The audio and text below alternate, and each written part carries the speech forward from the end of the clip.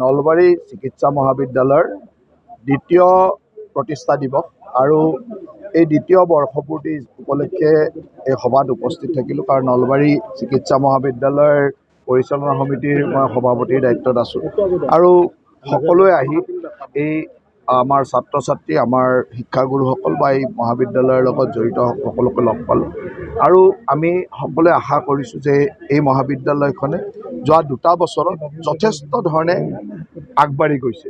আজি প্ৰতিটো দিনেই 600-700লৈকে OPD পেচেণ্ট বা সেই ধৰণে ৰোগীৰ ইনডোৰ ৰোগীও থকাৰ যি ব্যৱস্থা, এই কথাবিলাকে মহাবিদ্যালয়খন যে খুব সুন্দৰ দিশত আগবাঢ়ি গৈছে তাক প্ৰতিষ্ঠিত কৰিছে। ইয়াত কিছু অসুবিধা আছে যিখিনি আমি খুব সোনকালে সমাধান কৰাৰ পৰিকল্পনা কৰি আছোঁ আৰু প্ৰতিটো মুহূৰ্তত মই লাগিয়ে থাকোঁ।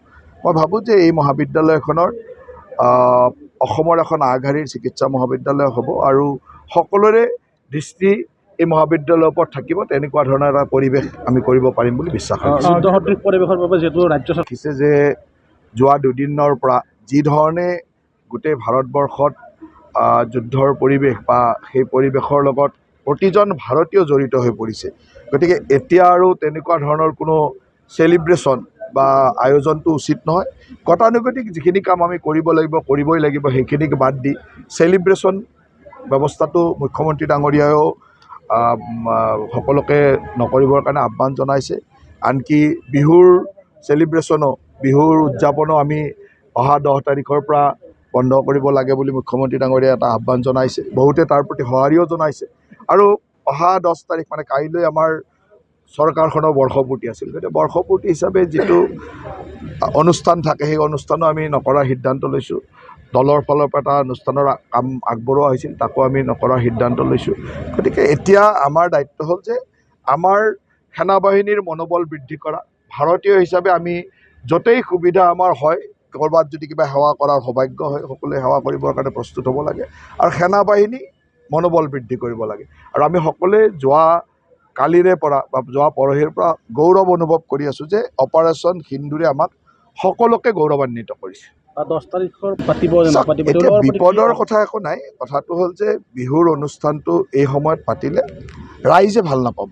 ৰাইজে নিশ্চয়কৈ নিবিচাৰে যে এই সময়ত, কাৰণ যুদ্ধ মানে তাত বিভিন্ন ধৰণৰ কথা আহে। আজি আমাৰ দেশৰ চাৰিওফালৰ পৰা আমি খুব ভাল খবৰে আহি আছে, কিন্তু তাৰ মাজতে এটা দুটাতো দুঃসংবাদো আছে। আমাৰো 1-2জন সৈনিক ঢুকাইছে, ক'ৰবাত নিৰীহ মানুহকো পাকিস্তানে গুলিয়াই মাৰিছে। গতিকে এই কথাবিলাকতো ক'ৰবাত নহয় কাৰোবাৰ পৰিয়ালত কোনোবা মানুহক দুখত ৰাখিছে।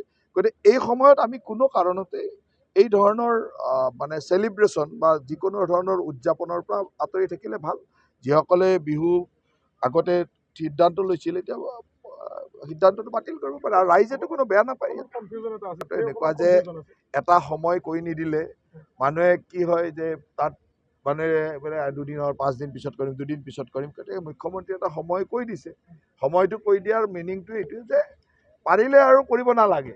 এতিয়া কিছুমান বিহু যদি ভাবে যে নাই আমাৰ একেবাৰে চব হৈ আছে, আজিৰ দিনটোৱে আছে, কালিৰ দিনটো আছে, কোনোবাই কৰিব খুজিছে। কিন্তু পৰিৱেশটো এনেকুৱা যে কোনো মানুহে এতিয়া বিহুৰ আনন্দত আহি বিহু চোৱাৰ পৰিৱেশ নহয়। প্ৰত্যেকজন মানুহে এতিয়া আপোনালোকৰ সংবাদ মাধ্যমসমূহত ৰাতিপুৱা গধূলি বা মোবাইলত এনি টাইম নিউজ চাই আছে যে ক'ত কি হৈছে, কোনটো এয়াৰপৰ্টত কি হৈছে, কোনটো ক'ত কি হৈছে, পাকিস্তানৰ কোনখন চহৰত কি হৈছে, তেনেকুৱা খবৰ।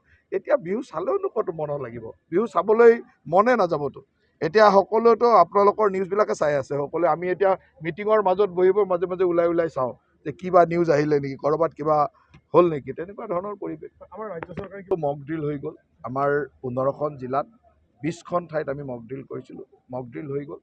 এতিয়া আমাৰ যিহেতু পাকিস্তান সীমান্তৰ পৰা আমি বহুত দূৰত আছোঁ, গতিকে আমাৰ তেনেকুৱা বহুত বেছি সতৰ্কতামূলক ব্যৱস্থাৰ কথা নাই। কিন্তু সকলো সময়তে সতৰ্ক হৈ থাকিব লাগিব। যুদ্ধ এখন ভাৰত ৰাষ্ট্ৰ, ক'ৰবাত এফালে কিবা হ'লেওতো আমি তাৰ কাৰণে সতৰ্কতা লৈ থাকিব লাগিব। আৰু সেইকাৰণে আমাৰ দায়িত্বটো হ'ল যে যিখিনি কাম নকৰিলে নহয়, গতানুগতিক কামখিনিক বাদ দি কোনো উদযাপনৰ ব্যৱস্থাবিলাক নকৰিলে ভাল।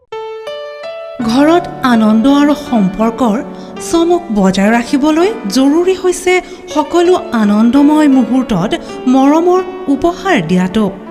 সেইবাবে মধুশ্ৰী জুৱেলাৰ্ছে আনিছে সকলো ৰঙীন ক্ষণৰ বাবে বিশেষ গহনা। হীৰাৰে হওক, সোণৰে হওক বা ৰূপৰে হওক, শ্ৰেষ্ঠ ডিজাইনছ আৰু হলমাৰ্কযুক্ত গহনাই ৰাখে সম্পৰ্কক নিখুঁত।